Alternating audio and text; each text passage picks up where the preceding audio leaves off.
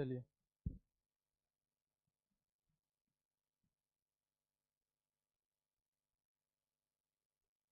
अच्छा, कल कुछ था क्या भाई? कुछ नहीं था। कल गुड फ्राइडे था। क्यों मनाया जाता है गुड फ्राइडे? हैं?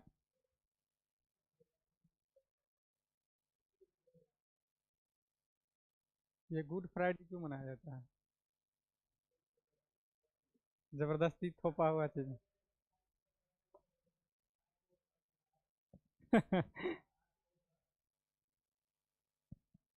ए, देखो, ईसा मसीह के जन्म दिवस पे आप लोग क्रिसमस मनाते हैं 25 दिसंबर को। इसके म...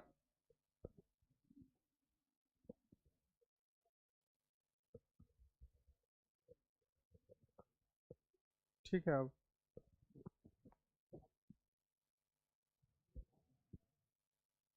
अब ठीक है। चलिए। तो ईसा मसीह के जन्म दिवस कब हुआ था? 25 दिसंबर को। और इस तिथि को मनाते हैं हम आप लोग क्रिसमस। इसके जन्म दिवस पे ईसा मसीह को जब सूली पे चढ़ाया गया था, किसके द्वारा? रोमन गवर्नर पोंटियस के द्वारा ना। रोमन के गवर्नर थे पोंटियस, उसी के द्वारा जो है इसको यातनाएं दी गई थी और सूली पे लटका दिया गया था। और इसीलिए हम लोग जो है इसको दुख, खास करके जो क्रिश्चियन धर्म से रिलेटेड लोग हैं, इसको जो है गुड फ्राइडे मनाते हैं। ठीक है। सरिता, सुनीता कुमारी गुड मॉर्निंग, प्रियंका, मुन्नी, सभी को गुड मॉर्निंग। चलिए, हम लोग क्लास कंप्लीट कर लिए थे ये 3 चैप्टर तक। ऑप्टिक्स पूरा खत्म, यूनिट डायमेंशन खत्म, मोशन पूरा खत्म। मोशन में लास्ट क्लास जो आप लोग को थोड़ा पढ़ाए थे वो कोणीय संवेग का संरक्षण बताए थे। इसमें बताए थे कि कोई लड़की हाथ फैला के तैर रही है, जब ये हाथ को सिकोड़ेगी या, हाँ, तो उसका क्या हो जाएगा? गति बढ़ जाएगा। तो इसका कारण क्या था? जैसे कि आप एक धागा है, उसमें पत्थर बांधिए, आप उसको नचाइएगा, लेकिन जब ये धागा छोटा होता जाएगा और उसका स्पीड बढ़ते जाएगा, स्पीड बढ़ते जाएगा, पूछ लेता है ये किसके कारण होता है? ऐसा स्पीड क्यों बढ़ जाता है? तो ये कोणीय संवेग संरक्षण जो आप लोग पढ़े थे उसी के कारण होता है। तो कोणीय संवेग संरक्षण आपको समझ में आया था पूरे, कि सर बता सकते हैं हाँ यही होता है? हाँ। पहले एक रेखीय संवेग संरक्षण पढ़े थे। तो क्या पढ़े थे उसमें? संवेग क्या होता है अपना भाषा में? जब आप मास को, द्रव्यमान को वेलोसिटी से गुना कर देते हैं तो वही आपका संवेग हो जाता है। सिंपल सी बात है। संवेग संरक्षण क्या? अगर देखिए, संवेग संरक्षण बताए थे आपको कि अगर कोई चीज़ है, कोई वस्तु रखी हुई है, अगर उस पर कोई आप बाह्य बल नहीं लगा रहे हैं, ठीक है, जो का त्यों है, यानी कि बल आप जीरो काम कर रहा है, तो संवेग भी जीरो होगा, संवेग पे भी कोई फर्क नहीं पड़ेगा, यानी कि ज्यों का त्यों है, संरक्षित रहेगा। तो वही संवेग संरक्षण था। फिर रेखीय चाल भी पढ़े थे, कोणीय चाल, रेखीय चाल बताए थे, जो सीधा रेखा में गति करे उसको रेखीय चाल, और जो घूम के करे, जो सर्कुलर पाथ पे करे उसको कोणीय चाल। यहाँ तक हो गया था। फिर रेखीय संवेग संरक्षण का सिद्धांत आपको समझ में आ गया था। पूछ देगा आपको कि रेखीय रेखीय संवेग संरक्षण का जो सिद्धांत है वो न्यूटन के किस लॉ से संबंधित है? बताइए। रेखीय संवेग संरक्षण का सिद्धांत जो है वो न्यूटन के जो गति के नियम है किससे संबंधित है? देखिए, वो सेकेंड और थर्ड लॉ दोनों से रिलेटेड है, लेकिन ज्यादा रिलेटेड किससे है? थर्ड लॉ से। जैसे कि थर्ड लॉ का कोई भी एग्जाम्पल लीजिए। थर्ड लॉ का क्या था? कि प्रत्येक क्रिया के समान और विपरीत प्रतिक्रियाएं होती हैं। ऐसा था। जैसे आप दीवार में ऐसे फाइट मारे तो आपको चोट लगता है। जैसे आप लंबी कूद या ऊंची कूद जब भी करते हैं तो धरती में आप पाँव को ऐसे नीचे नीचे करते हैं, दबाते हैं, तो क्या होता है? आपको ऊपर की ओर बल अनुभूति होता है, बल फील होता है। तो ये थर्ड लॉ के कारण था। अगर बोले थे कि थर्ड लॉ में अगर कोई भी आपको दे दे, कोई भी एग्जाम्पल दे दे, उदाहरण दे दे, और और उसका ऑप्शन में थर्ड लॉ दे नहीं न्यूटन में, जैसे कि नदी में आप तैरते हैं, ठीक है, अब वहाँ पे ऑप्शन आपको थर्ड लॉ नहीं दे, तब क्या मारिएगा? तो बोले थे संवेग संरक्षण का सिद्धांत।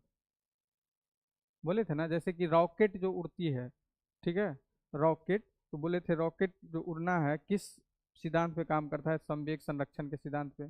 नाव में आप क्या होते हैं, नाव से जब घूम घाम के आते हैं, किनारा पे आते होंगे, तो उतरते वक्त क्या करते होंगे, तो नाव को पैर से पीछे ढकेलते हैं, पीछे ढकेलते हैं ना, आ, आगे फानते हैं, कूदते हैं, ठीक है।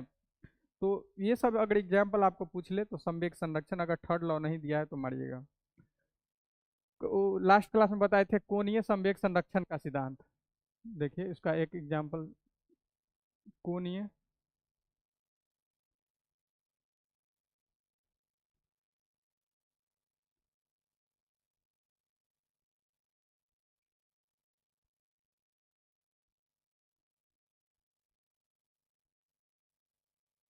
Conservation of angular momentum. देखिए क्या था, जैसे रेखीय संवेग तो ये बता दिए हैं, सिर्फ आप समझा रहे हैं, क्वेश्चन आ गया है इसलिए।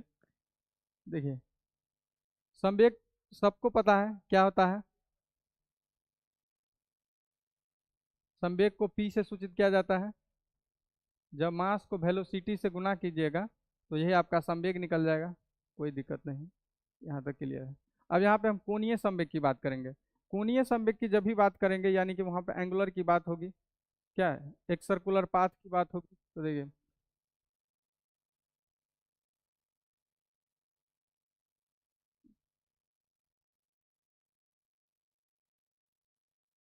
अच्छा, कोणीय वेग सबको पता है, कोणीय वेग क्या था, ये हमारा सर्कल है, ये सेंटर था, ये आर त्रिज्या है। अगर कोई वस्तु ए है और वो कुछ डिस्टेंस ट्रेवल करके यहाँ बी पे आ गया और यहाँ एक थीटा कोण बना दिया, तो थीटा कोण बनने में जितना समय लगता था उसी को क्या कहा जाता था, कोणीय वेग। मतलब कि कोण को बनने में जितना समय लगे उसको कोणीय वेग। यहाँ तक कोई दिक्कत नहीं था। कोणीय वेग को क्या, थीटा बाय टी। और कोणीय वेग को किससे सूचित करते थे, ओमेगा से। यहाँ तक दिक्कत, यहाँ तक बता दिए थे, क्वेश्चन आ गया इसीलिए। अब हम कोणीय संवेग संरक्षण का सिद्धांत देखिए। रेखीय संवेग संरक्षण में आप क्या थे, सीधा बल की बात होता था, क्योंकि स्ट्रेट सरल रेखा का बात था तो सिंपल बल का बात था, ठीक है। यहाँ पे कोणीय का बात आ गया है, तो अब ठीक है। अब कोणीय संवेग संरक्षण का बात आ गया है, तो यहाँ पे बल भी कैसा लगेगा, घूमने वाला बल लगेगा ना। और घूमने वाला बल को हम क्या बोलते हैं, टॉर्क, बल आघूर्ण। बोले ना कि कोई चीज को आप जिस बल से घुमा रहे हैं, कोई भी चीज को घुमाने के लिए जो बल लगता है उसी को कहा जाता है बल आघूर्ण। जैसे कि आप दरवाजा को घुमाते हैं ना दरवाजा को, तो बल आघूर्ण के कारण ही घूमता है। जैसे कोई पेचकस को घुमाते हैं तो बल आघूर्ण। तो मतलब कोई भी चीज को घुमाने के लिए जो आपको बल लगता है वो बल आघूर्ण के कारण होता है, इतना पता है। तो कोई चीज को घुमाने के लिए जो बल, वो बल आघूर्ण। और सीधा में अगर आप बल लगा रहे तो वो सिंपल बल है, कोई दिक्कत नहीं। तो कोणीय संवेग संरक्षण का सिद्धांत ये था कि जैसे इसको जे से सूचित करते हैं। अब देखिए कोणीय संवेग पहले देख लीजिए क्या है। कोणीय संवेग, संवेग आपको पता होगा, मास गुने वेलोसिटी, ये तो सबको पता है। अब देखिए यहाँ पे कोणीय संवेग भी तो वही होगा, लेकिन दिक्कत क्या है, यहाँ पे कोणीय शब्द है तो यहाँ पे आपको एंगुलर वाला लेना पड़ेगा, घूमने वाला चीज लेना पड़ेगा। अगर सरल रेखा में था तो सरल रेखा वाला, घूमने वाला तो घूमने वाला। तो जे कोणीय संवेग पहले देख लीजिए।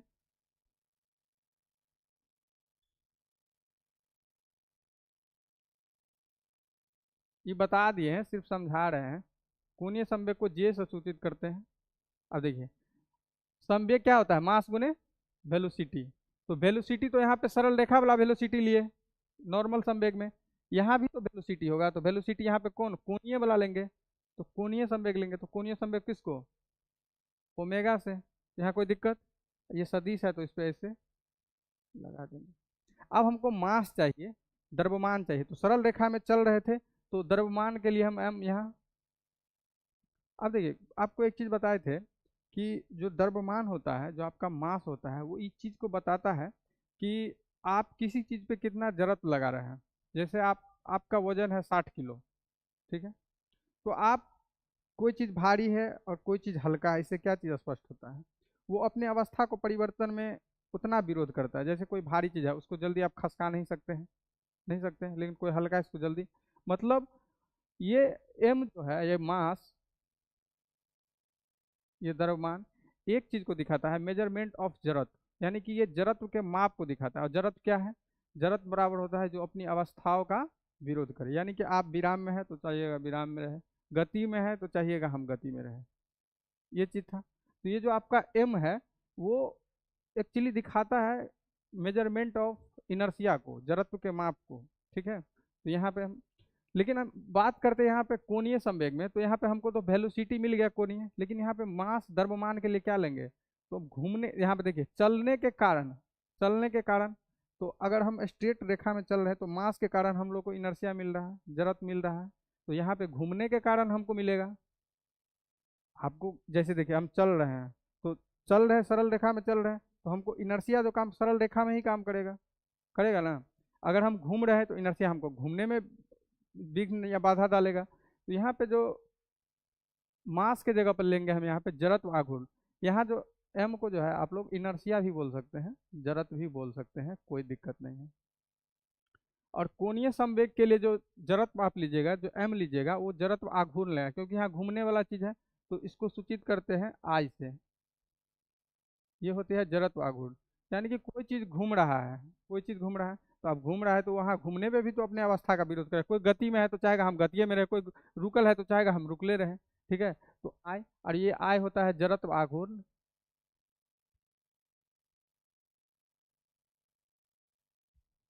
और ये जड़त्व आघूर्ण का होता है mr², ये ऐसा चीज है, ठीक है। अब यहाँ पे हमको कोणीय संवेग, कोणीय संवेग पता हो गया कि यहाँ पे कोणीय संवेग हमको निकालना है, इसको जे से सूचित करते हैं, जे बराबर। तो यहाँ पे देखिए वेलोसिटी के जगह पे कोणीय संवेग, मास के जगह पे यहाँ क्या लेंगे, जड़त्व आघूर्ण। ये देखिए एक, ये जो आय है ये एक प्रकार का मास ही है, ठीक है। तो ये हम कोणीय संवेग ये पढ़े, समझे, तो इतना दिक्कत नहीं है, कल लास्ट क्लास में यहाँ तक गए थे। लेकिन ये बात है इसका संवेग संरक्षण कैसे होगा, तो सीधा सा मतलब है वहाँ पे बल का प्रयोग होता था, यहाँ पे टॉर्क का प्रयोग होगा, कि कोई चीज़ घुमाने के लिए बल प्रयोग होता था, तो अगर टॉर्क का मान यहाँ पे 0 होगा तो संवेग पे भी कोई फर्क नहीं पड़ेगा। इसीलिए अब देखिए यहाँ से एक एक रिलेशन आप निकाल सकते हैं कि आई बराबर, देखिए आई, ये जो आई है, आई बराबर आप निकाल सकते हैं J/W। अब देखिए ये चीज यूज कहाँ होगा, सो देखिए जैसे कि अब देखिए आई का मान यहाँ mr² भी आप लिख सकते हैं, कोई दिक्कत नहीं है, थोड़ा न्यूमेरिकल आ जाता है इस पे, इसीलिए हम बता रहे हैं। अब कैसे देखिए, अभी हम क्या बोले कि कोई लड़की हाथ फैला के जो है डांस कर रही है, डांस डांस कर रही है, तो उसका त्रिज्या अभी बड़ा होगा, होगा ना, आर का मान अभी बड़ा होगा, और कोई चीज हाथ ऐसे सुकड़ा लिया तो उसका त्रिज्या छोटा हो जाएगा। तो सेम यही, अगर कोई लड़की हाथ फैला के डांस कर रही है, कुछ काम कर रही है, तो उसका वेग होगा कम। अब देखिए कैसे, तो अगर कोई हाथ फैलाई है तो इसका जो आय है जड़त्व आघूर्ण, वो हो जाएगा ज्यादा, क्या होगा, जड़त्व आघूर्ण होगा ज्यादा, तो इसका जो कोणीय वेग होगा वो हो जाएगा कम, ठीक है। यही दिक्कत है, देखिए यहाँ पे आर, आर बराबर क्या होता है, त्रिज्या। अब त्रिज्या अगर किसी चीज का कम करेंगे, यहाँ पे त्रिज्या अगर कम करेंगे तो देखिए जो यहाँ रहता है, यहाँ पे दोनों के बीच में क्या है, प्रोपोर्शनल रिलेशन रहता है, यहाँ पे त्रिज्या कम करेंगे तो ये बढ़ेगा, बढ़ेगा कि नहीं, यानी और डब्लू क्या होता था, कोणीय, कोणीय वेग होता था, मतलब कोणीय मतलब कोई भी सर्कुलर पाथ पे कितना स्पीड से वो गति कर रहा है। तो यही यही त्रिज्या के बारे में कल क्वेश्चन आप लोग आप पूछे थे ना, कि कोई चीज़ का अगर त्रिज्या कम कर देते हैं तो कैसे इसका स्पीड जो है बढ़ जाता है। तो यही आपका ये रिलेशन जो है ये बताता है। देखिए जे बराबर आई ओमेगा, ये जड़त्व आघूर्ण है। देखिए अगर अगर देखिए किसी किसी भी वस्तु का जड़त्व आघूर्ण कम होगा, अगर किसी भी वस्तु का जड़त्व आघूर्ण कम होगा तो ये ओमेगा बढ़ेगा, क्या होगा, ओमेगा बढ़ेगा, ठीक है, यानी कि उसका कोणीय जो वेग है वो बढ़ेगा। अगर किसी भी वस्तु का अगर आई यानी कि जड़त्व आघूर्ण घटेगा तो ये बढ़ेगा, उल्टा रिलेशन होता है, ठीक है। और यहाँ पे सीधा रिलेशन होता है, इसीलिए किसी भी चीज़ का त्रिज्या, इसीलिए देख रहे रस्सी में जो है पत्थर बांध के जो नचाते हैं, जब छोटा हो जाता है तो स्पीड और बढ़ जाता है, क्यों, क्योंकि उसका त्रिज्या कम हो जाता है, त्रिज्या जैसे कम हुआ तो इसका कोणीय वेग का मान बढ़ जाएगा, इसीलिए ये रिलेशन था, तो समझिएगा आप लोग। चलिए आज हम लोग का एक नया चैप्टर चालू होगा, वो है इलेक्ट्रिसिटी। इलेक्ट्रिसिटी को कहा जाता है वैद्युत की, जिसको कहा जाता है कहीं कहीं इलेक्ट्रिक करंट भी लिखा जाता है। विद्युत धारा। हाँ, आज नया चैप्टर स्टार्ट करेंगे। हम्म,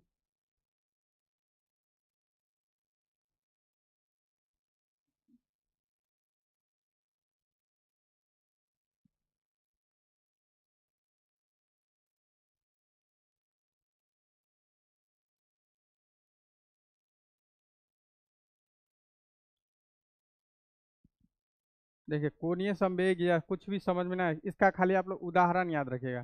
कि जैसे बोले थे ना, वो लड़की वाला, कोई घिरनी वाला याद रखेगा, जब नजदीक आता है तो स्पीड तेज हो जाता है। आप उसका बता भी दिए कि क्यों होता है, क्योंकि जो मेन मेन खेला है जड़त्व आघूर्ण का, समझे। जड़त्व आघूर्ण कम तो कोणीय संवेग ज्यादा, कोणीय वेग ज्यादा। ठीक है। अगर जड़त्व आघूर्ण ज्यादा तो ये कम। यही रिलेशन है। इलेक्ट्रिसिटी वैद्युत की। अब देखिए, इसमें बहुत सारा चीज है, पहला क्लास में आपको सीखना होगा, जैसे कि आवेश क्या होता है। अब हम बार बार चार्ज का जिक्र करेंगे तो आप बोलिएगा सर आवेश क्या है। विद्युत धारा का बताएंगे कि विद्युत धारा क्या है। विद्युत क्षेत्र, चुंबकीय क्षेत्र क्या है नहीं है, ये सब चीज़ें करेंगे। तो पहले जो इनका जो बेसिक कुछ कुछ चीज़ें हैं, जैसे कि आप बहुत विद्यार्थी है जो कि 10th के बाद जो है कभी पढ़ा ही नहीं है, तो उसको थोड़ा थोड़ा बेसिक चीज़ बताना जरूरी होता है। तो बेसिक चीज़ कुछ सीखिए, उसके बाद हम लोग जो है चैप्टर को आगे बढ़ाएंगे, ठीक है। देखिए, इलेक्ट्रिसिटी पढ़ने से पहले जो है ना, कुछ कुछ चीज़ों को आप लोग को पता होना चाहिए। इलेक्ट्रिसिटी पढ़ने से पहले आपको दो तीन चीज़ है पता होना चाहिए। इस दुनिया में दो ही चीज़ होती है, इस यूनिवर्स में, इस नेचर में, इस प्रकृति में दो चीज़ है। एक सजीव और दूसरा निर्जीव। यही दो चीज़ है ना, उसके अलावा तो और कुछ है नहीं। तो देखिए, सजीव, निर्जीव। सजीव को बोलते हैं लिविंग, निर्जीव को बोलते हैं नॉन लिविंग।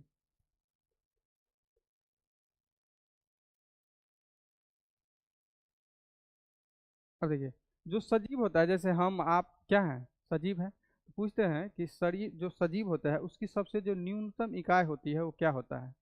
मतलब कुछ कोई भी दुनिया में जो सजीव है, जो लिविंग है, उसका सबसे जो सूक्ष्म मतलब न्यूनतम इकाई वो क्या है, मतलब कोई भी सजीव है तो वो क्या चीज से बना हुआ है। तो हम लोग क्या आंसर देते हैं, सेल। कोई भी सजीव है दुनिया में, अगर कोई जी रहा है, ठीक है, जीवित है, तो उसका जो बॉडी है क्या चीज से मिल के बना हुआ है, सेल से। सिंपल। ये तो उसमें तामझाम नहीं है। तो सजीव में हम लोग क्या बताते हैं, अगर कोई भी चीज सजीव है तो वो सेल से बना हुआ है। ठीक है। कोशिका से जिसको बोलते हैं।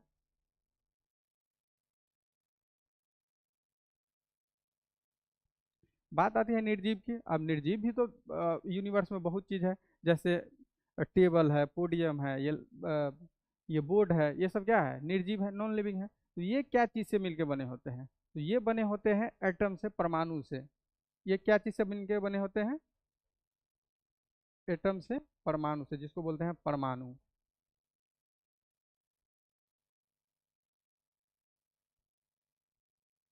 समझ में आएगा। अब देखिए, बहुत पहले डाल्टन के टाइम तक ये माना जाता था कि परमाणु को आप लोग बांट नहीं सकते हैं, परमाणु विभाज्य नहीं है, परमाणु को बांटा नहीं जा सकते। परमाणु को मूल कण समझा जाता था। मतलब देखिए, कोई चीज को मूल क्या है, मतलब ये बोलता है ना कि ये खड़ा चीज है, मतलब उसका कोई मतलब आगे उसको तोड़ नहीं सकते हैं। मतलब जो चीज है सो है।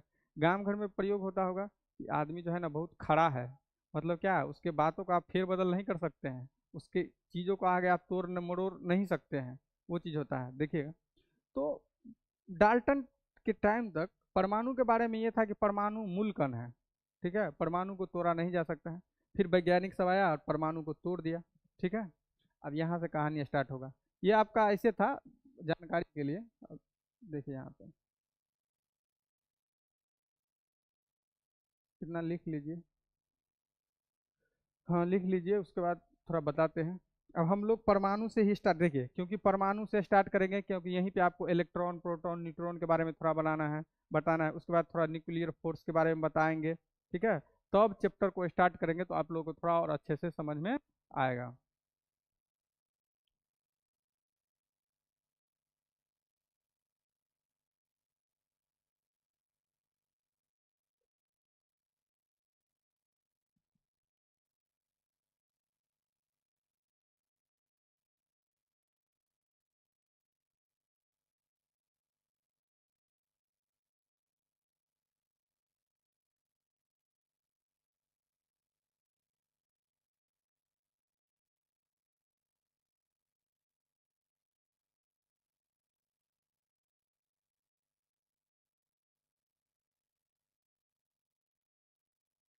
देखिए अब बात करेंगे हम लोग परमाणु के ऊपर, ठीक है।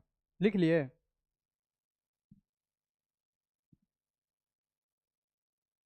अब देखिए, अब हम लोग बात करेंगे परमाणु के ऊपर।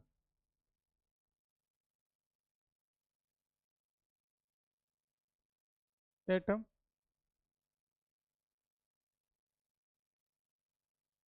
परमाणु देखिए, एक्चुअली ये चीजें हैं केमिस्ट्री का, ठीक है। केमिस्ट्री में हम लोग परमाणु परमाणु के बारे में अच्छे से पढ़ते हैं, लेकिन हमको यहाँ पे इलेक्ट्रॉन सब के बारे में बताना होता है। इलेक्ट्रिसिटी मतलब इलेक्ट्रॉन। इलेक्ट्रिसिटी आप पढ़ रहे हैं, आपको इलेक्ट्रॉन के बारे में जानकारी नहीं है, तो आपको इलेक्ट्रिसिटी समझे में नहीं आएगा, तो इसीलिए कुछ कुछ चीजें थी।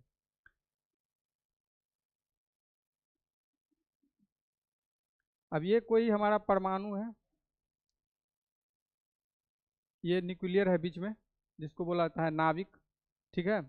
और न्यूक्लियर के चारों साइड इलेक्ट्रॉन जो है चक्कर लगाते रहता है। कोई परमाणु के बीच में क्या होता है, न्यूक्लियर नाभिक, और नाभिक में क्या होता है, प्रोटॉन और न्यूट्रॉन। देखिए, ठीक है। अब देखिए, प्रोटॉन पे होता है प्लस चार्ज, और न्यूट्रॉन पे बकलोल, न्यूट्रॉन पे कोई चार्ज नहीं होता है। न्यूट्रॉन पे कोई चार्ज, तो न्यूट्रल होता है, तो जीरो कर लीजिए, ठीक है। अब देखिए, कोई भी, सुनो, कोई भी परमाणु है जिसके नाभिक में रहता है प्रोटॉन और न्यूट्रॉन, और इलेक्ट्रॉन क्या करता है, तो एक बंधा हुआ पाथ पे क्या करते रहता है, चक्कर लगाते रहता है, ठीक है। अब ये इलेक्ट्रॉन है, इस पे पूछ लेते हैं चार्ज कितना है, इसका चार्ज देखिए, इस पे आवेश कितना होता है।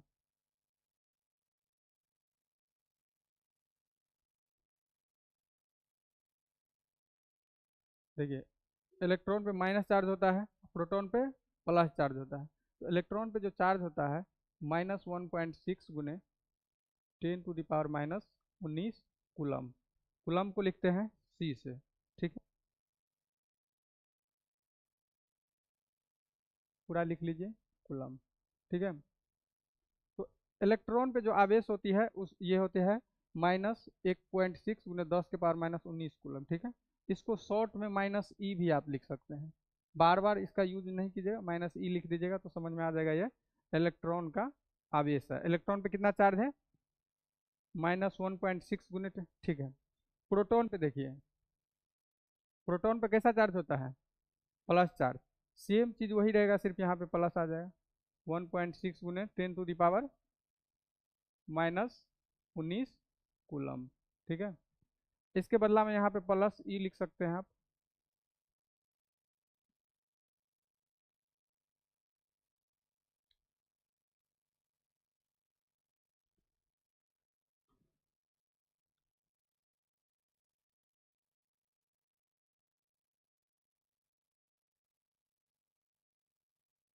और न्यूट्रॉन क्या होता है, न्यूट्रॉन पे कोई चार्ज,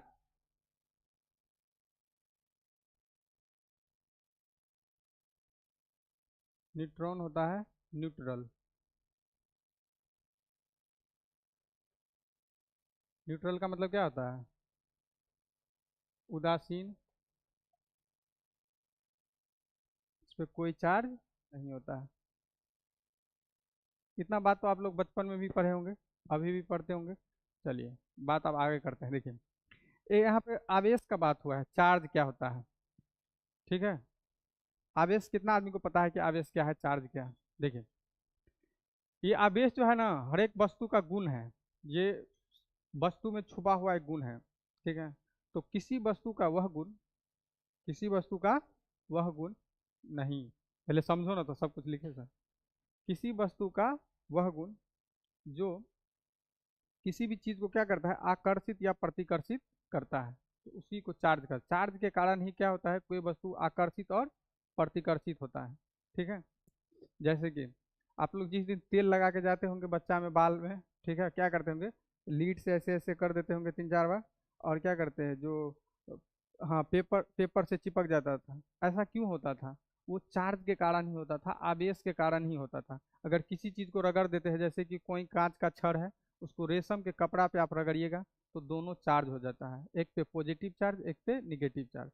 तो चार्ज यही होता है कि किसी वस्तु का वह गुण जिसके कारण वो किसी चीज को आकर्षित या प्रतिकर्षित करता है। ये चार्ज के बारे में है, अभी पढ़ेंगे हम लोग डिटेल में, लेकिन अभी इतना जानिए। चार्ज दो टाइप का होता है, एक पॉजिटिव चार्ज, एक होता है निगेटिव चार्ज। पॉजिटिव चार्ज कहने का मतलब कि कोई, ये देखा जाता है पॉजिटिव का मतलब, जैसे कि जैसे दो व्यक्ति है, एक राम है और दूसरा श्याम है। अब राम के पास 100 रुपया है, ठीक है, राम के पास क्या है, 100 रुपया है, और इसके पास मान लीजिए 80 रुपया है। अब देखिए, अब श्याम क्या करेगा, इससे कर्जा लेगा, श्याम राम से कर्जा लेगा और राम श्याम को कर्जा देगा। तो राम राम राम जिसको कर्जा देगा तो वो हमेशा रहता है निगेटिव में, जो कर्जा लेगा वो रहता है निगेटिव में, और जो कर्जा देता है वो रहता है पॉजिटिव में। तो इलेक्ट्रॉन त्यागता है वो रहता है धन आवेश, उसको बोला जाता है पॉजिटिव चार्ज। जिससे अगर कोई भी चीज अगर इलेक्ट्रॉन को छोड़ता है, इलेक्ट्रॉन किसी को देता है, ठीक है, तो वो दाता दाता कहलाता है पॉजिटिव, ठीक है, और जो लेता है, जो एक्सेप्टर रहता है, वो कहलाता है निगेटिव, ऋणात्मक चार्ज। ठीक है, इतना आप समझिए, आगे समझ में आएगा। देखिए अब, तो कोई परमाणु के बीच में नाभिक होता है, प्रोटॉन और न्यूट्रॉन जो है नाभिक में रहता है और इलेक्ट्रॉन चक्कर लगाते रहता है। देखिए, आप बचपन से ही पढ़े होंगे कि समान आवेश में क्या होता है, प्रतिकर्षण होता है, ठीक है, और विपरीत आवेश में क्या होता है, आकर्षण होता है। जैसे देखिए यहाँ पे माइनस इलेक्ट्रॉन है और माइनस इलेक्ट्रॉन है, तो आवेश दोनों का क्या है, समान है। तो इसमें इस केस में क्या होगा, दोनों होगा प्रतिकर्षण, दोनों दूर हटेगा। फिर यहाँ लेंगे प्लस ई और फिर लेंगे प्लस ई, इस कंडीशन में भी क्या होगा, दूर हटेगा। लेकिन एक लेंगे माइनस और दूसरा लेंगे प्लस, तो इसमें क्या होगा, दोनों पास आएगा। ठीक है, तो समान आवेश में प्रतिकर्षण होता है और विपरीत आवेश में आकर्षण होता है। इतना चीज पता है, क्लियर, कोई दिक्कत नहीं। अब देखिए, एक चीज आप गौर किए होंगे कि इलेक्ट्रॉन पे तो चलिए माइनस चार्ज है तो इसका कोई लेना देना नहीं है, इलेक्ट्रॉन घूम रहा है। लेकिन यहाँ पे एक चीज गौर कीजिएगा कि नाभिक में प्रोटॉन है, और प्रोटॉन पे क्या है, प्लस चार्ज है, और न्यूट्रॉन पे कोई चार्ज ही नहीं है। ठीक है, तो आपके दिमाग में इतना तो आ सकता है कि सर नाभिक में तो सिर्फ प्रोटॉन है, खाली यहाँ पे पॉजिटिव चार्ज है, ठीक है, तो एक दूसरे को दूर काहे नहीं हटाता है, काहे नाभिक में रहता है। नहीं, प्रोटॉन पे तो प्लस चार्ज है ना, है? तो एक प्रोटॉन तो रहता नहीं होगा, बहुत सारा प्रोटॉन रहता होगा एक साथ जुड़ा हुआ, दोनों पे प्लस चार्ज है, तो दोनों को दूर हटना चाहिए। आपके दिमाग में आना चाहिए ना कि सर अभी आप तो लिखे हैं कि समान आवेश में प्रतिकर्षण होता है, ठीक है भाई, होता है। तो आपके दिमाग में आना चाहिए कि सर नाभिक में प्रोटॉन तो बहुत सारा रहता है, ठीक है, तो दूर काहे नहीं हटता है, एक साथ प्रोटॉन और न्यूट्रॉन बंधा क्यों रहता है। ठीक है, तो नाभिक में एक बल काम करते रहता है, जिसका बल, जो इस बल का नाम है न्यूक्लियर फोर्स, नाभिकीय बल। ठीक है, बहुत स्ट्रोंगेस्ट फोर्स होता है, दुनिया का सबसे मजबूत फोर्स नाभिकीय बल है, लेकिन वो शॉर्ट होता है, बहुत कम दूरी के लिए लगता है, ठीक है, बहुत कम। दुनिया का सबसे कमजोर बल गुरुत्वाकर्षण बल, कौन बल, गुरुत्वाकर्षण बल, लेकिन गुरुत्वाकर्षण बल जो है बहुत लंबी दूरी के लिए लगता है।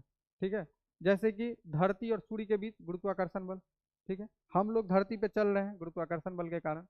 ठीक, तो ये क्वेश्चन कभी कभी पूछ देता है कि सबसे दुनिया का सबसे स्ट्रॉन्गेस्ट फोर्स कौन है, तो न्यूक्लियर फोर्स, और दुनिया का सबसे वीकर फोर्स कौन है, तो ग्रेविटेशनल फोर्स।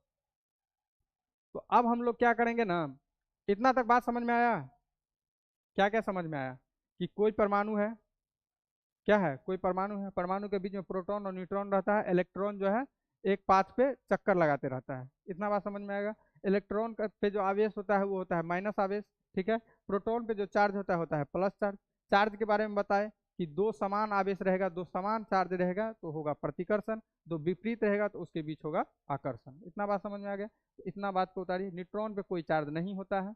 अब यहाँ पे एक चीज बताए कि प्रोटॉन पे तो खाली पॉजिटिव है, और नाभिक में एक प्रोटॉन तो रहता नहीं, बहुत सारा प्रोटॉन रहता है, तो एक दूसरे को जो बांधने का काम करता है, प्रोटॉन न्यूट्रॉन चाहे प्रोटॉन प्रोटॉन को, तो वहाँ पे एक बल काम करता है, नाभिकीय बल। तो नाभिकीय बल के कारण ही आपस में बंधा रहता है। तो क्वेश्चन पूछ दे कि नाभिक में इतने सारे प्रोटॉन रहने के बावजूद पॉजिटिव चार्ज खाली है, वहाँ पे पॉजिटिव चार्ज है, वहाँ पे उसके बावजूद काहे रह पाता है, तो नाभिकीय बल के कारण। इतना उतारिए, उसके बाद आगे बताते हैं।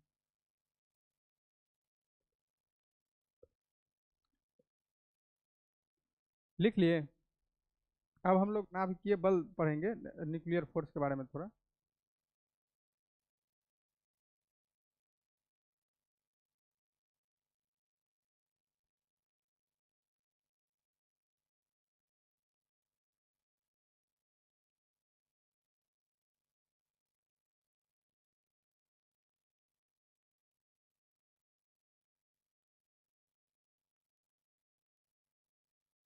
देखिए,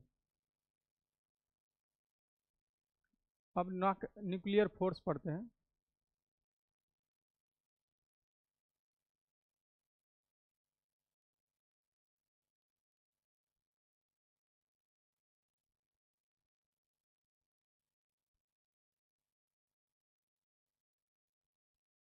नाभिकीय बल, देखिए इसका पहला पॉइंट देखिएगा, ये स्ट्रॉन्गेस्ट फोर्स होता है। ठीक है, ये सबसे दुनिया का सबसे मजबूत बल यही होता है। ठीक है,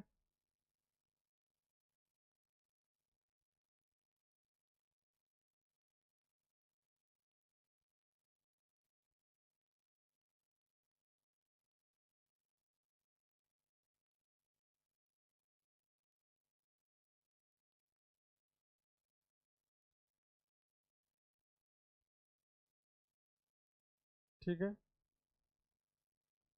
ये शॉर्ट, ये जो नाभिकीय बल होता है ना, वो शॉर्ट रेंज के लिए काम करता है। ठीक है,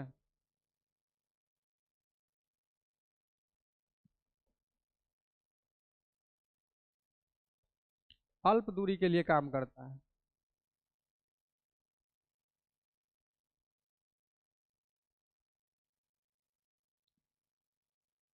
तीसरा इसका पॉइंट लिखिएगा,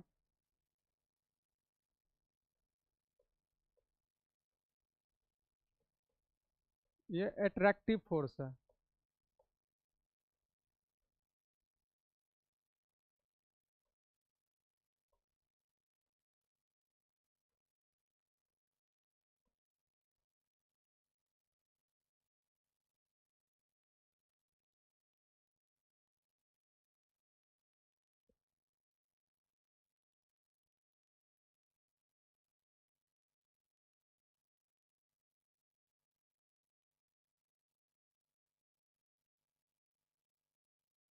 लिख लिए। अच्छा, एक चीज अभी बताए थे कि नाभिक में जो है सिर्फ प्रोटॉन पॉजिटिव रहने के बावजूद भी जो है एक दूसरे से बंधा रहता है। तो कहने का मतलब कि जो न्यूक्लियर फोर्स है, जो नाभिकीय बल है, उस पर चार्ज का कोई इफेक्ट नहीं पड़ रहा है। चार्ज का कोई इफेक्ट पड़ा इस पे, तो ये इंडिपेंडेंट रहता है चार्ज से। ठीक है, तो लिख लीजिएगा,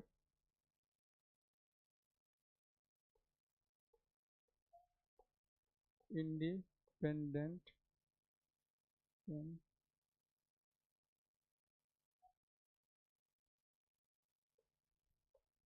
इंडिपेंडेंट ऑन चार्ज, लिखिएगा।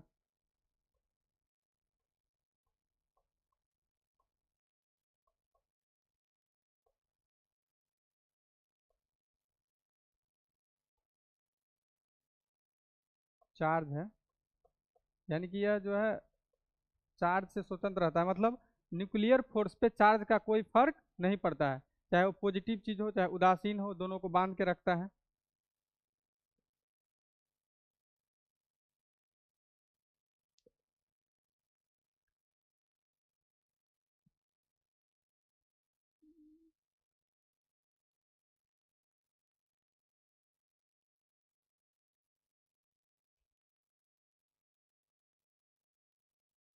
इंडिपेंडेंट फोर्स भी लिख सकते हैं।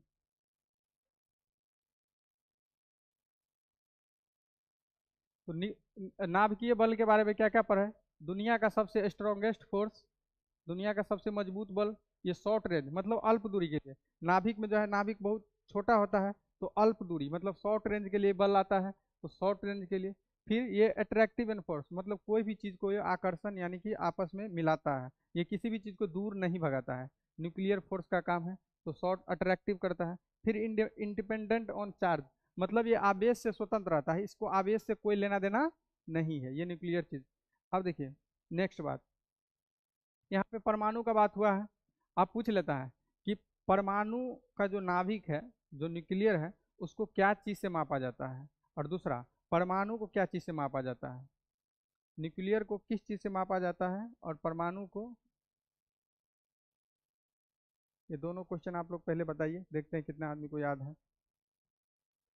न्यूक्लियर का जो साइज होता है वो क्या चीज़ से मापते हैं, और एटम का जो साइज होता है वो क्या चीज़ में मापते हैं।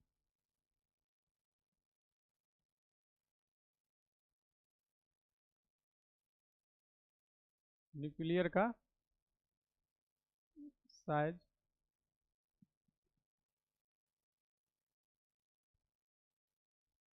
क्या चीज़ में मापते हैं, ये मापा जाता है फर्मी मीटर या फेम्टोमीटर में। क्या चीज़ में मापा जाता है, पूछ देता है, फर्मी मीटर में। फर्मी फर्मी मीटर में। और फर्मी मीटर का मान कितना होता है, -15। ठीक है, इस चीज़ को याद रखिएगा। फर्मी मीटर का मान होता है 1 फर्मी मीटर बराबर होता है 10⁻⁻15 फर्मी मीटर। एक एफ एम मतलब फर्मी मीटर बराबर होता है 10⁻⁻15 मीटर के। देखिए फर्मी मीटर को कहीं कहीं फेम्टोमीटर भी लिखा जाता है, तो कोई दिक्कत नहीं है। तो पूछेगा कि न्यूक्लियर की जो साइज है, जो नाभिक का जो आकार है, क्या चीज़ से मापते हैं, फर्मी मीटर। 1 फर्मी मीटर बराबर होता है 10⁻⁻15 मीटर। चलिए, अब एटम्स के बारे में पूछ लेता है कि जो पूरा परमाणु है, अभी परमाणु बोले दुनिया में कोई भी चीज़ निर्जीव है, कोई भी नॉन लिविंग है, तो वो क्या चीज़ से बना हुआ है, एटम से बना हुआ है। ठीक है, और एटम को हम लोग तीन भागों में उसको विभाजित करते हैं, इलेक्ट्रॉन, प्रोटॉन और न्यूट्रॉन। ठीक है, इस इलेक्ट्रिसिटी में इलेक्ट्रॉन का यूज है, इसीलिए हम लोग इतना तामझाम कर रहे हैं, इसका ज़्यादा यूज नहीं है। अब देखिए एटम, एटम एटम को कहा जाता है परमाणु। अब इसका आकार पूछ लेता है, परमाणु का जो आकार है इसको क्या चीज़ से मापते हैं, एंगस्ट्रॉम में मापते हैं। परमाणु को किस चीज़ में, एंग, एंगस्ट्रॉम।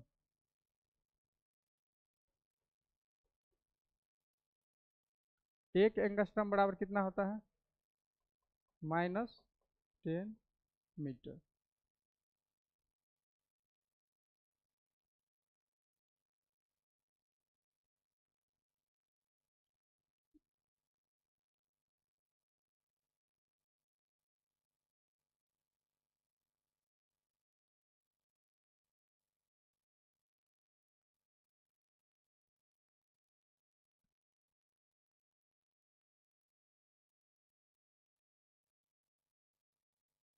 समझ में आया।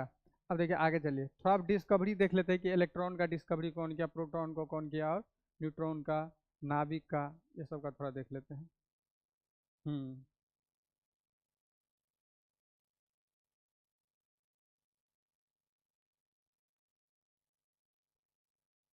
चलिए, एक ट्रिक है, ट्रिक से भी देख सकते हैं, लेकिन पहले हम लोग ऐसे देखें, लिख लिए।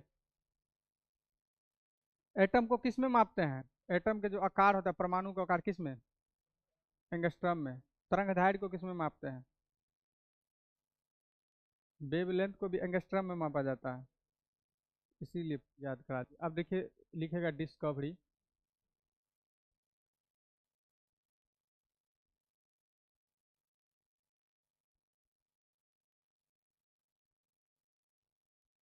आप लोग को याद भी होगा,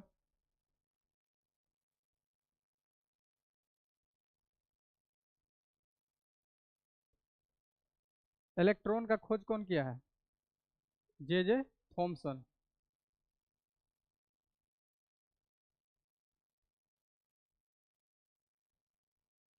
जे थॉमसन।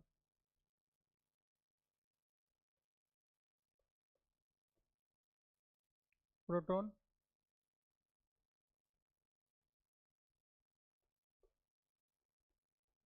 Gold Stein.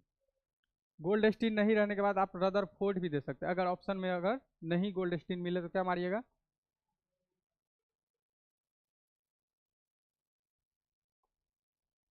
ठीक है। यहाँ पे क्या है, पहला ऑप्शन आप रखिएगा गोल्ड स्टीन को, अगर लेकिन ये नहीं मिले तो रदरफोर्ड को। देखिए गोल्ड स्टीन सिर्फ बताया था कि प्रोटॉन नाम का कोई चीज़ है, लेकिन रदरफोर्ड उसका नामकरण थोड़ा अच्छे से बताया था, ठीक है। तो प्रोटॉन का नामकरण किया था कौन? रदरफोर्ड, इसीलिए। ठीक है। अब है न्यूट्रॉन। न्यूट्रॉन का कौन क्या है? James Chadwick.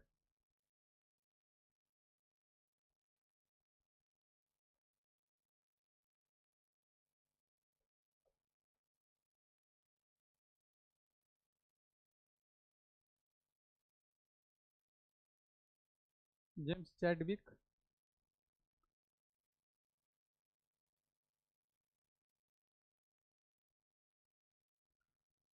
अच्छा, एटम जो है, परमाणु का खोज कौन किया है बताइए? जॉन डाल्टन का नाम सुने हैं?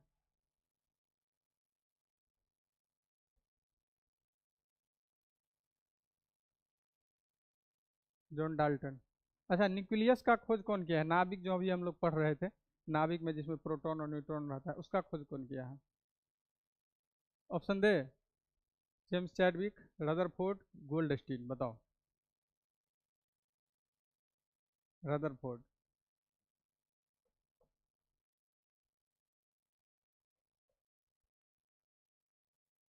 न्यूक्लियस।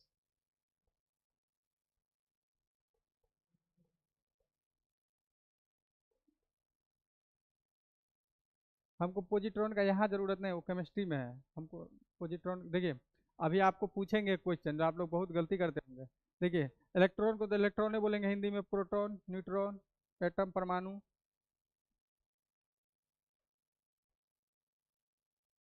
न्यूक्लियस, नाभिक।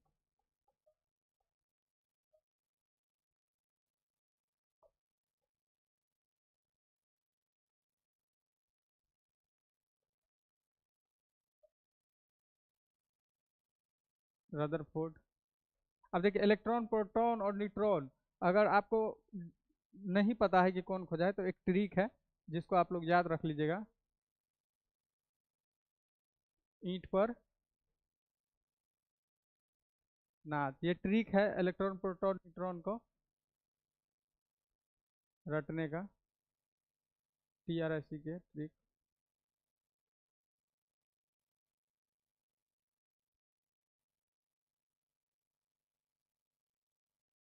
ट्रिक देखिए, ईंट है तो ई से होगा इलेक्ट्रॉन और टी से हो जाएगा थॉमसन। ठीक है, तो इलेक्ट्रॉन का काम तमाम। पर है तो प्रोटॉन का हो जाएगा रदरफोर्ड। ठीक है, इसका भी काम तमाम। न्यूट्रॉन और च है तो जो चैडविक हो जाएगा। ठीक है, तो न्यूट्रॉन और चैडविक, तो ये ट्रिक है, आप लोग देख सकते हैं। उतारिए।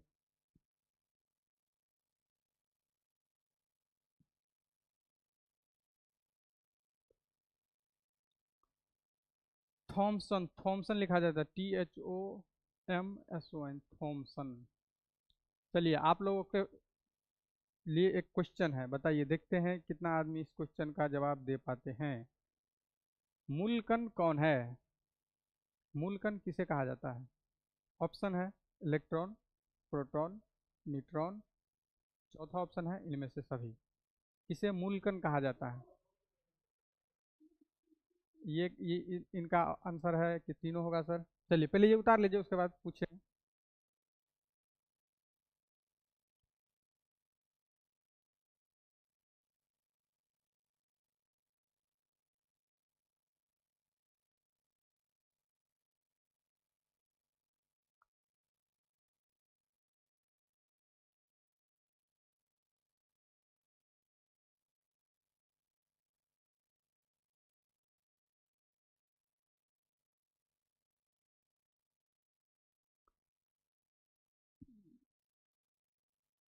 चलिए, अब लिख लिए।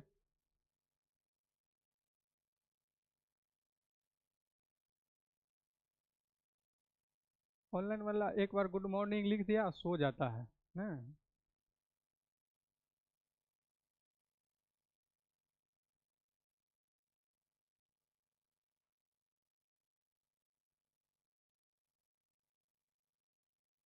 अब क्वेश्चन लिखिए। क्वेश्चन है,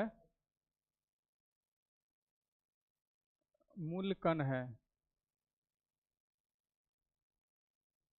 ऑप्शन पहला,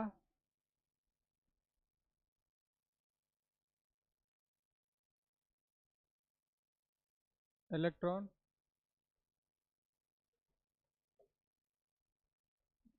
प्रोटॉन, न्यूट्रॉन और चौथा ऑल। मूल कण कौन है आपके अनुसार? तीनों। चलिए तीनों डन किया जाए। आप सब मार दे। चलिए इनका भी आप लोग ऑल। चलिए चलो ऑल। आप आपका भी कुछ सुझाव है तो बताइए। बोलिए ना, हम अलग है, अपने मत मिलाइए, सबका गलत है। देखिए मूल कण जो है ना, सिर्फ और सिर्फ इलेक्ट्रॉन है।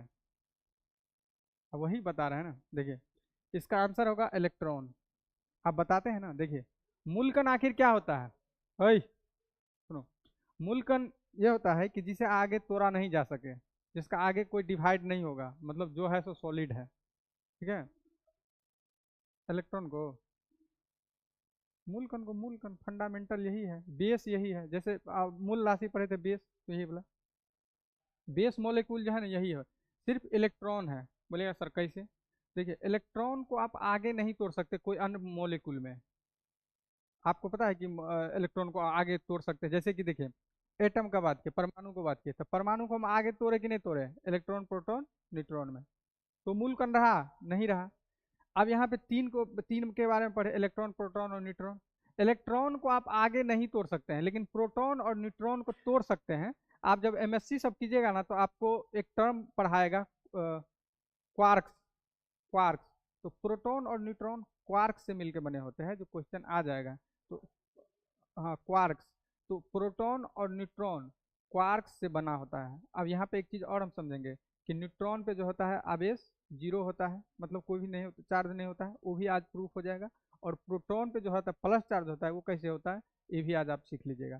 तो लिखिएगा आप, इसका आंसर क्या होगा? इलेक्ट्रॉन। समझे? अगर कहीं भी कोई भी परीक्षा में आप देखिएगा, ऐसा नहीं लूसेंट फूसेंट में मत देख लीजिएगा, उसका डाटा पे उतना भरोसा। आप देखिए, आप डाटा का या कुछ भी जो है, या कोई भी आयोग जो है डाटा को मान्य करता है, रेफरेंस के तौर पे यूज करता है एनसीईआरटी और एससीईआरटी को। तो आप एनसीईआरटी और एससीईआरटी को फॉलो कीजिए। मार्केट की जो बुक है वो अपना मन से जो मन है सो लिख दिया। ठीक है। आप फॉलो कीजिएगा एनसी और एससीईआरटी को। तो मूल कण सिर्फ इलेक्ट्रॉन है, प्रोटॉन और न्यूट्रॉन नहीं है, क्योंकि प्रोटॉन और न्यूट्रॉन को तोड़ा जा सकता है, क्योंकि प्रोटॉन और न्यूट्रॉन क्वार्क्स नाम के एक मॉलिक्यूल है, उससे बना होता है। तो लिखिए, लिखिए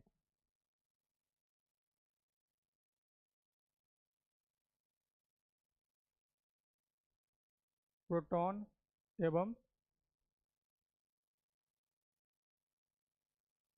न्यूट्रॉन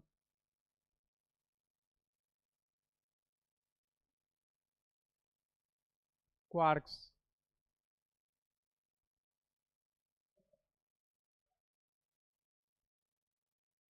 क्वार्क्स, प्रोटॉन एवं न्यूट्रॉन क्वार्क्स से बना होता है।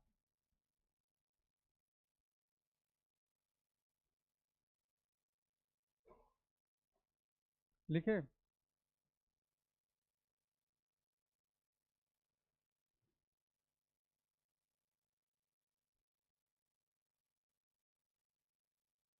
देखिए अब प्रोटॉन और न्यूट्रॉन, न्यूट्रॉन, अब देखिए हम अभी बोले हैं कि प्रोटॉन और न्यूट्रॉन जो है क्वार्क से बना होता है। देखिए तो कितने क्वार्क से अगर पूछ ले तो देखिए,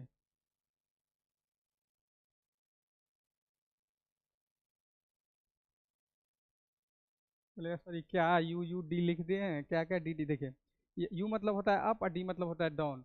दो अप क्वार्क्स और एक डाउन डाउन क्वार्क से मिलकर बना होता है प्रोटॉन। और न्यूट्रॉन जो होता है दो डाउन क्वार्क्स और एक अप क्वार्क्स। बोलिएगा सर इसका वैल्यू होता है, जैसे एक ये जो अप क्वार्क्स होता है ना, उसका वैल्यू होता है +2/3। ये जो डाउन क्वार्क्स होता है उसका वैल्यू होता है -1/3। आप देखिए यहाँ पे देखिए, ये यू के बदला में कितना लेंगे? 2/3 प्लस यू के बदला में 2/, डी के बदला में -1/3। इसको कीजिए कितना आएगा? 3। ये 2 + 2 - 1 कितना होगा, 3/3 आएगा 1। इसीलिए इस पे पॉजिटिव चार्ज होता है, समझे। और न्यूट्रॉन पे देख लीजिए, दूगो डॉन क्वार्क्स एगो अप क्वार्क्स। डॉन क्वार्क्स का मान कितना, -1/3 प्लस, फिर माइनस हो जाएगा, -1/3 फिर प्लस 2/3। अब इसको कीजिएगा तो 3 -1 +2 0/3। और जीरो में किच्छो से भाग दीजिएगा तो जीरो आ जाएगा। अब कोई चीज़ को जीरो से भाग दीजिएगा तब इन्फिनाइट अनंत आ जाएगा। तो देखिए, न्यूट्रॉन पे जीरो आवेश और प्रोटॉन पे पॉजिटिव प्लस आवेश। तो ये क्वार्क्स जब आप पढ़िएगा डिटेल में, खाली आपको समझाने के लिए यहाँ बताए थे कि जो इलेक्ट्रॉन है वही मूल कण है, और बाकी ये जो चीज़ प्रोटॉन और न्यूट्रॉन ये मूल कण नहीं है, क्योंकि प्रोटॉन और न्यूट्रॉन को क्वार्क्स में तोड़ा जा सकता है। ठीक है, तो इस चीज़ को आप लोग। प्रियंका कुमारी लिख रहे all sir. No, no sir सोते नहीं। अच्छा सोते नहीं है, ठीक है, अच्छा बात है। चलिए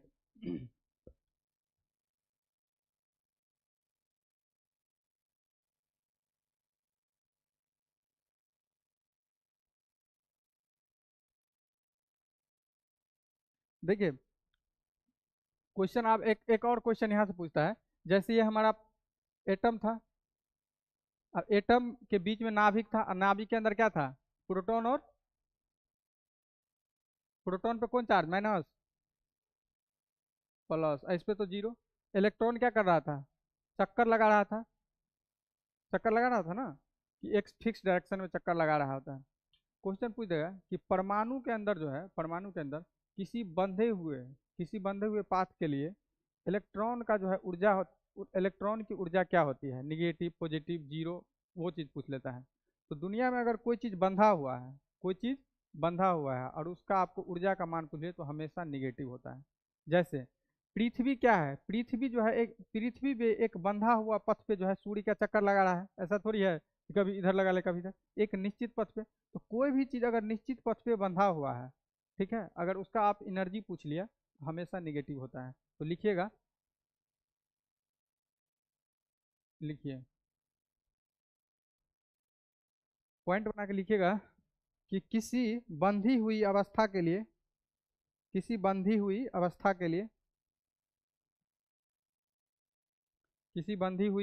के लिए कुल ऊर्जा हमेशा ऋणात्मक होती है।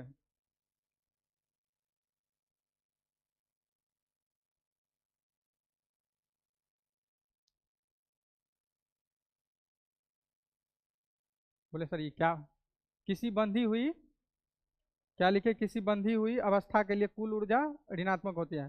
बोले सर इसका एग्जाम्पल दीजिए। एग्जाम्पल में लिखिए, जैसे परमाणु लिखिए कि परमाणु के अंदर किसी इलेक्ट्रॉन की, परमाणु के अंदर लिखिए ना, परमाणु, एग्जाम्पल में, परमाणु के अंदर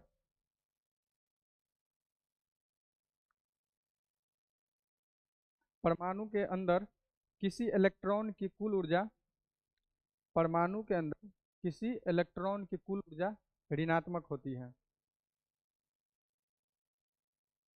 तो पूछ देगा कि किसी परमाणु में इलेक्ट्रॉन की जो ऊर्जा होती है वो क्या होती है, ऋणात्मक होती है।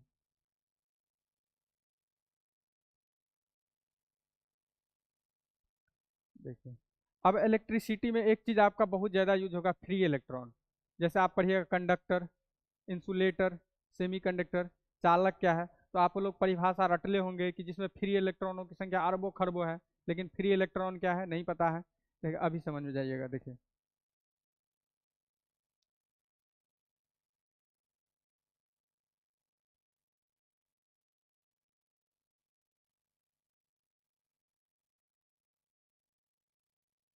इलेक्ट्रॉन क्या करता है, परमाणु के एक निश्चित पथ पे चक्कर लगाते रहता है, चक्कर लगाते रहता है।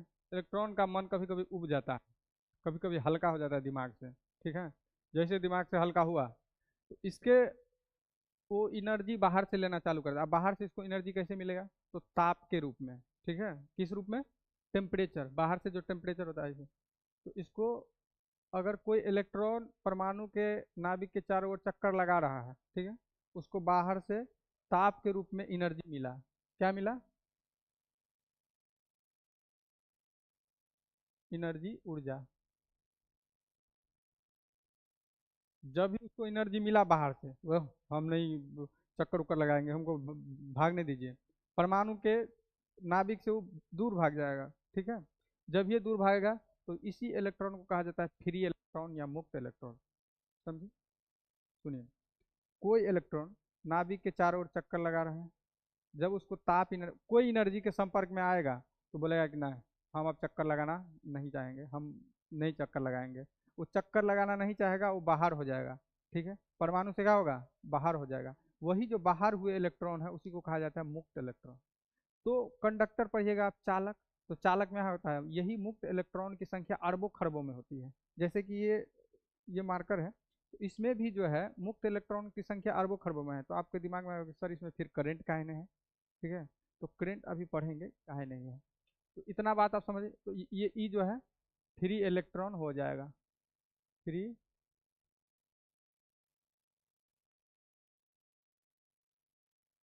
फ्री इलेक्ट्रॉन, जिसको मुक्त इलेक्ट्रॉन।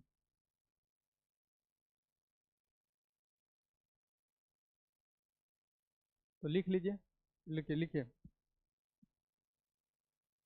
लिखिए। वह इलेक्ट्रॉन, पहले ऐसा फिगर बना लीजिए या कुछ लिखिए। वह इलेक्ट्रॉन जो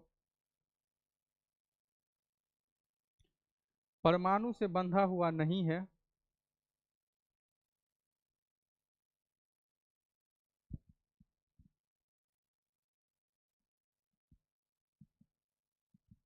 वह इलेक्ट्रॉन जो परमाणु से बंधा हुआ नहीं है, उसे फ्री इलेक्ट्रॉन कहा जाता है, या मुक्त इलेक्ट्रॉन, जो लिखना है लिखिए। तो अब देखिए, अब आपके चैप्टर में खाली फ्री इलेक्ट्रॉन चर्चा होगा, तो आप बीच में नहीं पूछेगा कि सर फ्री इलेक्ट्रॉन क्या होता है। अभी बता दिए, फ्री इलेक्ट्रॉन क्या? जो परमाणु के नाभिक से वो हो गया, मुक्त हो गया, तो मुक्त इलेक्ट्रॉन। ठीक है,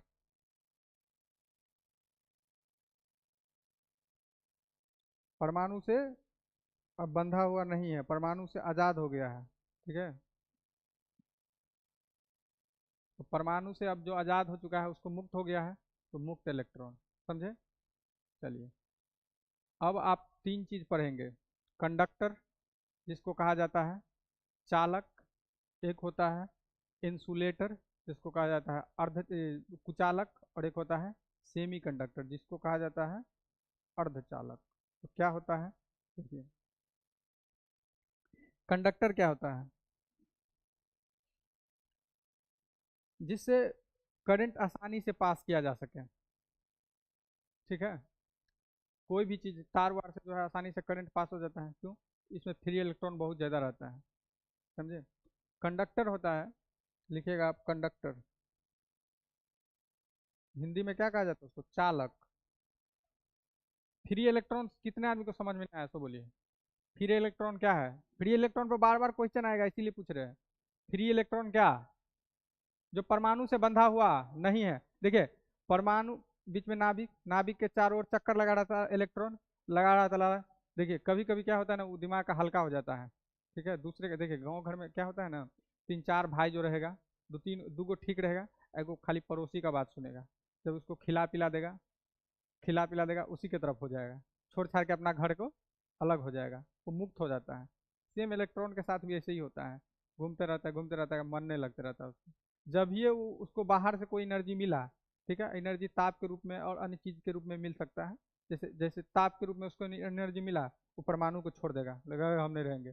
परमाणु को जब ये छोड़ा, तो उसी को कहा जाता है फ्री इलेक्ट्रॉन, मुक्त इलेक्ट्रॉन। ठीक है, और कोई भी चीज चालक, कुचालक, अर्धचालक होने के लिए फ्री इलेक्ट्रॉन होना बहुत जरूरी है। ठीक है, इसको देखिए, कंडक्टर, चालक।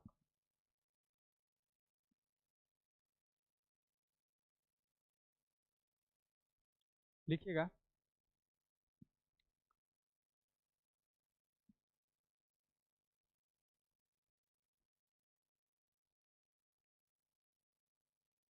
कंडक्टर। लिखिए इसमें, लिखिए इसमें या इनमें मुक्त इलेक्ट्रॉन की संख्या अरबों खरबों में होती है। मुक्त इलेक्ट्रॉन यानी कि फ्री इलेक्ट्रॉनों की संख्या अरबों खरबों मिलियन बिलियंस में होती है। मुक्त इलेक्ट्रॉन की संख्या अरबों खरबों में होती है।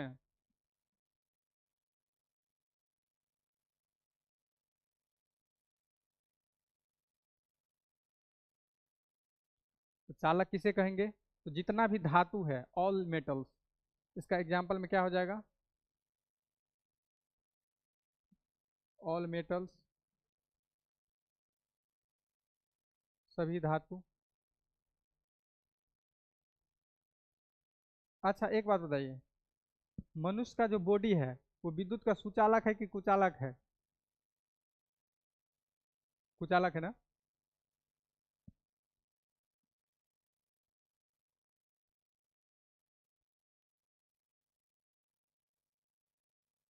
ह्यूमन बॉडी क्या है? मानव शरीर बोलते हैं ना इसको।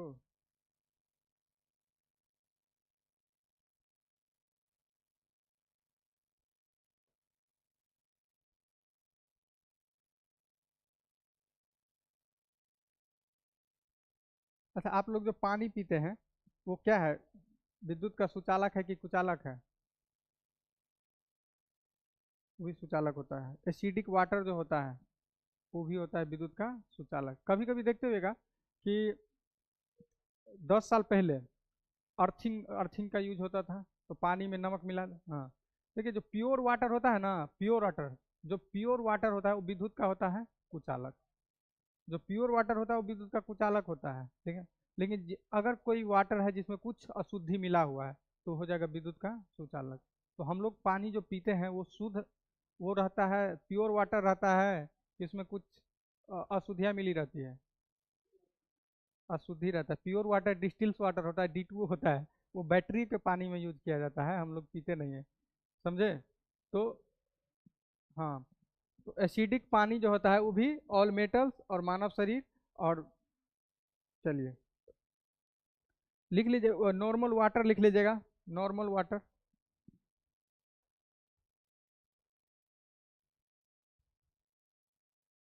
नॉर्मल वाटर या इसी को लिखिए एसिडिक वाटर। एसिडिक वाटर, ये सभी विद्युत का क्या है? सुचालक है, कंडक्टर है। कंडक्टर कहने का मतलब जिससे करंट आसानी से पास हो सके, समझे? ऐसा नहीं कि आज आप करंट लगा के देखिएगा कि लगता है कि नहीं। मनुष्य का जो बॉडी होता है, ह्यूमन बॉडी, वो विद्युत का सुचालक है। विद्युत का सुचालक कहने का मतलब जिसको जिससे आसानी से करंट पास हो सके। क्यों? क्योंकि मनुष्य के शरीर में फ्री इलेक्ट्रॉनों की संख्या बहुत ज़्यादा है, समझे? चलिए, अब चालक हो गया। अब देखिए कुछ कुछ चालक में क्वेश्चन आता है, सबसे बेस्ट चालक कौन है? 2-3 पॉइंट लिख लीजिए इसी में। लिखिए, बेस्ट, बेस्ट कंडक्टर, पॉइंट बना के लिख लीजिए, बेस्ट कंडक्टर।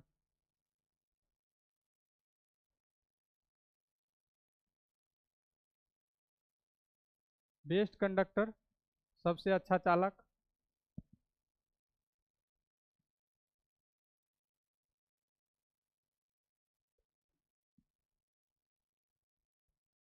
चांदी और,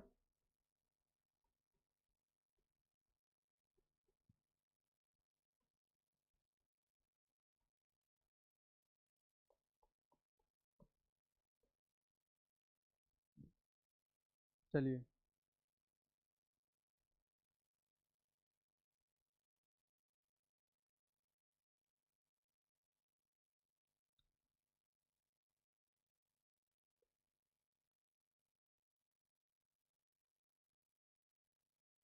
अच्छा एक होता है आघात वर्धनीयता का नाम सुने हैं? मोस्ट, हाँ, मोस्ट मैलिएबल मेटल पूछ देता है कि सबसे अधिक आघात वर्धनीयता वाला धातु क्या है। देखिए, एक होता है मेलिएबल जिसको बोलता है आघात वर्धनीयता, एक होता है डक्टाइल जिसको बोलता है तन्यता। आघात वर्धनीयता का मतलब होता है कोई चीज को आप पीट पीट के कितना बड़ा कर सकते हैं, ठीक है? कोई चीज को कितना पीट के बड़ा कर सकते हैं। डक्टाइल का मतलब होता है तन्यता, मतलब कोई भी चीज को आप तार के रूप में कितना खींच सकते हैं, ठीक है? तो मोस्ट मेलिएबल मेटल्स जो होता है वो होता है गोल्ड, सोना। मोस्ट डक्टाइल मेटल्स जो होता है, सबसे अधिक तन्य धातु, वो भी होता है सोना। तो दोनों में आंसर रखना है सोना, ठीक है। इसीलिए देखिए 10 ग्राम सोना में कितना तार खींच के बराबर डिजाइन विजाइन बना के आभूषणालय बनता, आभूषण बनता है। तो लिखिए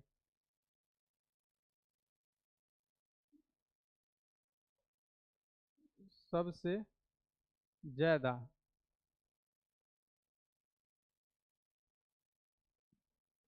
आघात वर्धनीय बला धातु।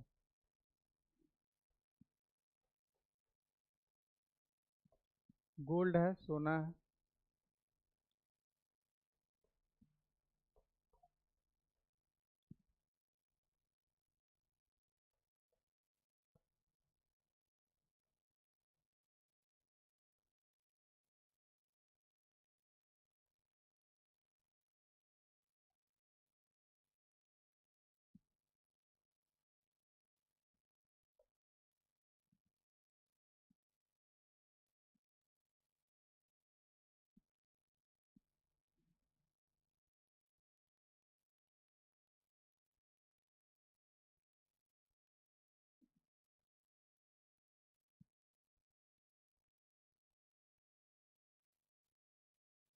इसको तन्य को कहा जाता है डक्टाइल, मोस्ट डक्टाइल मेटल्स।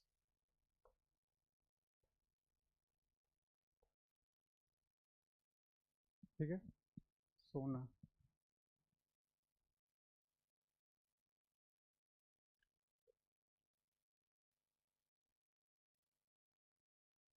अच्छा, सबसे कम घनत्व वाला धातु कौन होता है? सबसे कम घनत्व वाला धातु लिथियम, और सबसे भारी घनत्व वाला धातु ऑस्मियम। क्लियर? चलिए, तो भी लिखना चाहते तो लिख लीजिएगा।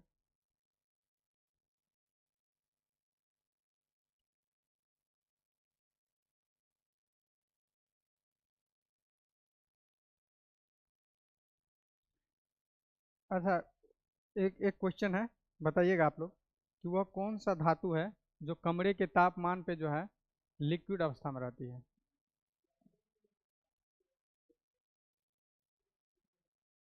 हाँ, लेकिन सबसे ज्यादा एचजी पूछता है, तो आप याद रखें। अधातु जो है इंसुलेटर, जिसको कुचालक कहा जाता है, वह कौन सा कुचालक है जो कमरे के तापमान पे जो है लिक्विड अवस्था में पाया जाता है, लिक्विड स्टेट में।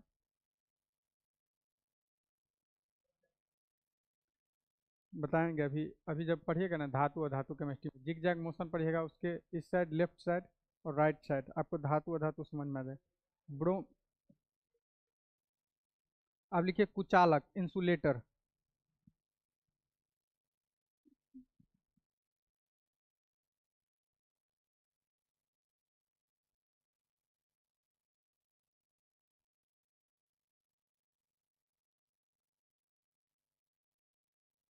इंसुलेटर, इंसुलेटर में लिखिएगा इनमें मुक्त इलेक्ट्रॉनों की संख्या शून्य होती है, जीरो होती है। अब उसमें मुक्त इलेक्ट्रॉन नहीं रहेगा, बिजली पास नहीं होगा, कुचालक। मुक्त इलेक्ट्रॉन की संख्या शून्य होती है।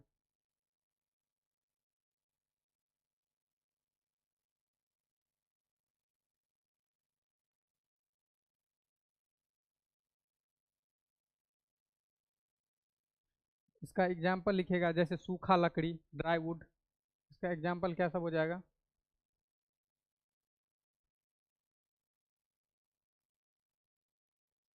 ड्राई वुड, सूखा लकड़ी।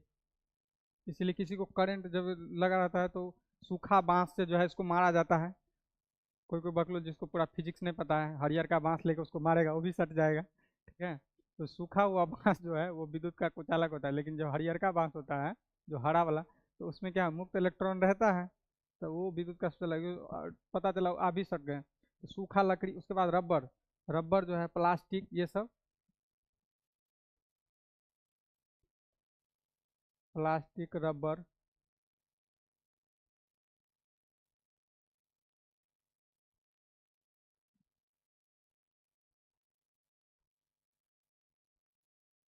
अभ्रक, अभ्रक का नाम सुने हैं? माइका जिसको बोलते हैं। हाँ, तो वो भी क्या है, विद्युत का चालक, उससे करंट पास नहीं होता है। ठीक है, पोल पे तो तार लपटा नहीं रहता है पहले, अब तो बहुत अब यूज नहीं होता है। अब तो कवरिंग तार आ गया ना, पहले वो इससे रहता था न्यूड वाला, तो उसमें देखिएगा पोल पे लगा रहता था उसमें, तो वही होता था माई का आवरक। प्रेस उरेस में भी यूज होता है माई का आवरक। चलिए अब लिखिए सेमी कंडक्टर अर्धचालक। अर्धचालक लिखिए सेमी कंडक्टर। नाम से ही स्पष्ट है ना, अर्ध सरकारी बोलता है कि अर्ध सरकारी अस्पताल है, जैसे आईजीआईएमएस, इंदिरा गांधी जो है क्या है, उसको क्या बोलता है, सेमी गवर्नमेंट। मतलब इसमें आधा ही सरकार का है, आधा प्राइवेट संस्थान का है। तो यहाँ पे अर्धचालक है, मतलब कि पूर्ण रूप से न चालक है न कुचालक है, आधा आधा वाला। तो लिखिए अर्धचालक में सेमी कंडक्टर।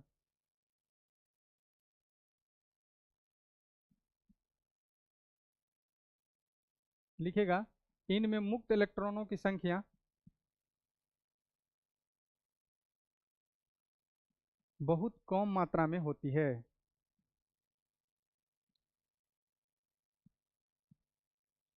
इनमें मुक्त इलेक्ट्रॉनों की संख्या बहुत कम मात्रा में होती है। एग्जाम्पल इसका सिलिकॉन और जर्मेनियम।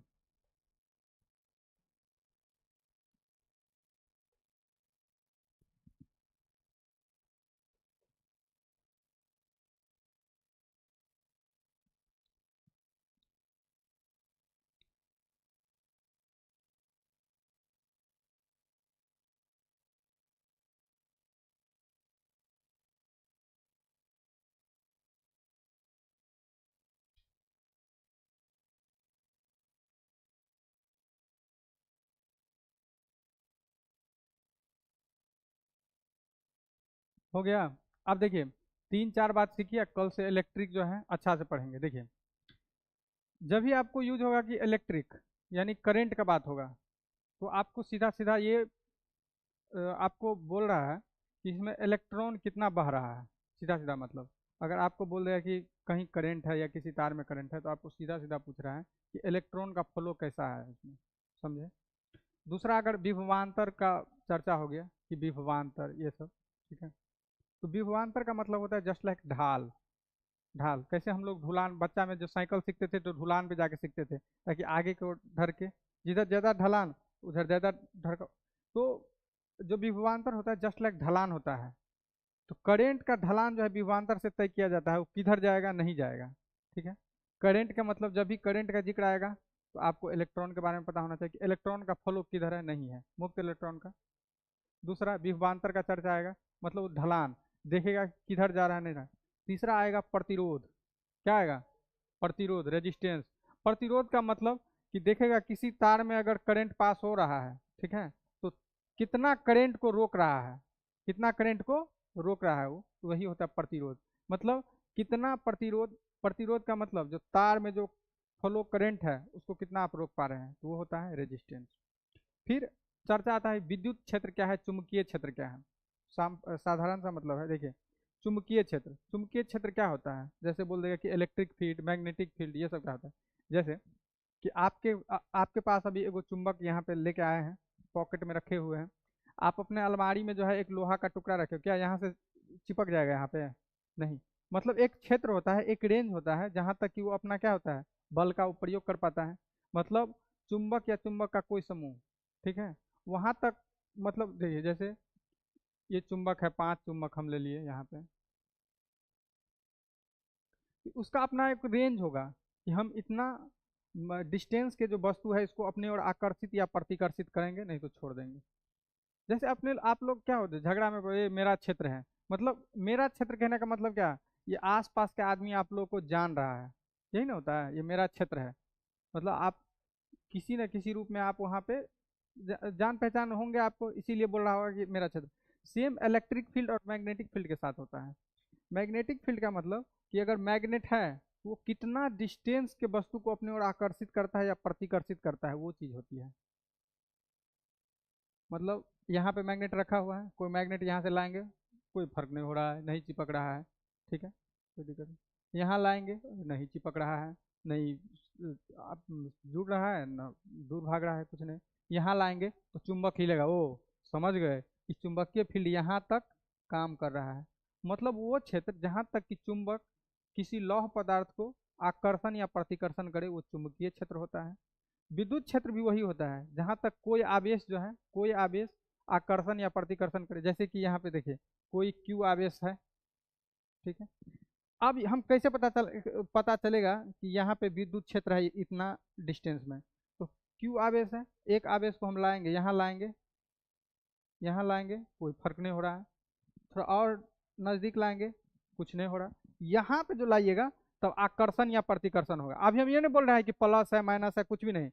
तो विद्युत क्षेत्र में लाने मतलब जो आपका जो चार्ज है, चार्ज जब चार्ज को नजदीक लाइएगा, जहाँ पे आपको आकर्षण या प्रतिकर्षण का अनुभव हो जाए तो समझिएगा वो अब क्षेत्र में हम आ गए हैं। तो क्षेत्र वही होता है। तो तीन चार चीजें हैं, हम लोग कल जो है इसको डिटेल से जो है बढ़िया से पढ़ेंगे।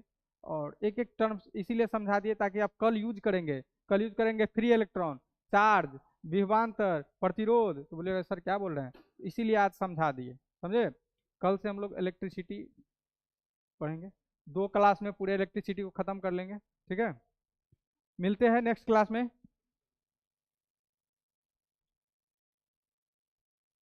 चलिए जाए। आप लोग को समझ में आया कि नहीं आया? आ गया कितना परसेंट? कल जो पढ़िएगा और पूरा समझ में आ जाएगा, क्योंकि कल क्वेश्चन है कि घर में जो है समांतर कड़ में, श्रेणी कड़ में कैसे जोड़िएगा, अमीटर, गैल्वेनोमीटर, ये सब फलाना ढिमकाना सब समझ में आएगा। चलिए।